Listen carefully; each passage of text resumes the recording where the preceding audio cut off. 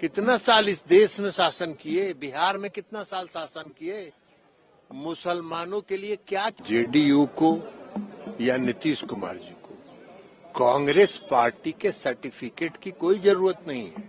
जो ने कहा है कि सरकार वक्फ बिल लाने के लिए तैयार है। देखिए, आने दीजिए और डिस्कशन का पार्ट बनने दीजिए, और उसमें बहुत सारी खामियां हैं। जब वो जेपीसी में भी गया तो जो संशोधन होने चाहिए थे वो नहीं हुए, उल्टा और अमेंडमेंट हुए, और ये जो देश जिस तरह से चलता है उसके अकॉर्डिंग नहीं है। जो वक्फ बिल है, जिस लैंड की बात कर रहे हैं, जब चर्चा में आएगा तो बातें होंगी। ये कम्युनिटी डिसाइड करती है, ना कि गवर्नमेंट। तो इसको आने दीजिए, डिस्कशन का पार्ट बनने दीजिए, और निश्चित तौर से ये देश के सेकुलरिज्म के लिए सही नहीं है। वक्फ अमेंडमेंट बिल संविधान के खिलाफ है और जेडीयू जैसी सेकुलर पार्टी को, टीडीपी को अपना स्टैंड क्लियर करना चाहिए। देखिए, जेडीयू को या नीतीश कुमार जी को कांग्रेस पार्टी के सर्टिफिकेट की कोई जरूरत नहीं है।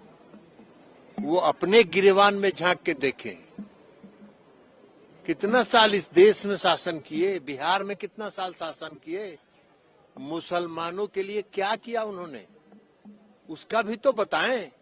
नीतीश कुमार जी को सर्टिफिकेट की जरूरत नहीं है। नीतीश कुमार जी ने पिछले 20 वर्षों में मुसलमानों के हक में उनके सामाजिक, आर्थिक, शैक्षणिक उत्थान के लिए जो काम किया है, वो देश की आजादी के बाद किसी राज्य में आज तक किसी सरकार ने काम नहीं किया। नीतीश कुमार जी ने भागलपुर का जो दंगा हुआ था, जिसमें हजारों मुसलमान मारे गए थे, किसके शासनकाल में हुआ था? कांग्रेस पार्टी के शासनकाल में हुआ। क्या किया इस कांग्रेस पार्टी ने? नीतीश कुमार जी ने सभी दंगा पीड़ित परिवारों को न्याय दिया, और न्याय ही नहीं दिया, जो बेवा हो गई थी उन सबों को आज तक वो पेंशन दे रहे हैं। तो उनके सर्टिफिकेट की जरूरत है नीतीश कुमार जी को। सेकुलरिज्म की, सेकुलरिज्म उनके लिए नारा है। वो वोट के लिए राजनीति करते हैं। न उनको देश से मतलब है, न मुसलमानों से मतलब है।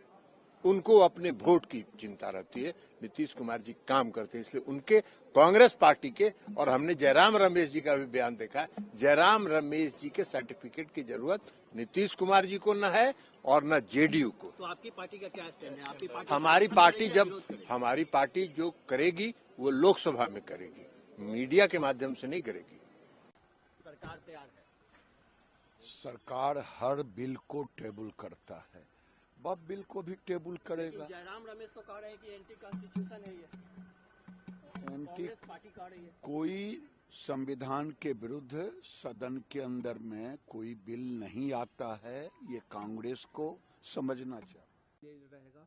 और जो भ्रम फैलाया जाना विपक्षी पार्टियों के द्वारा, उसको जरा ध्यान दिया जाए। इसी मसले की बात क्यों करें?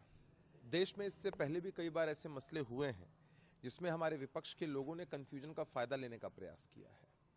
कैसे भावनाओं को भड़काया जाए, लोगों में द्वेष फैले, कैसे कंफ्यूजन हो और इसका राजनीतिक लाभ विपक्ष के लोगों को मिले, ये उनकी प्राथमिकता में शामिल है। जयराम रमेश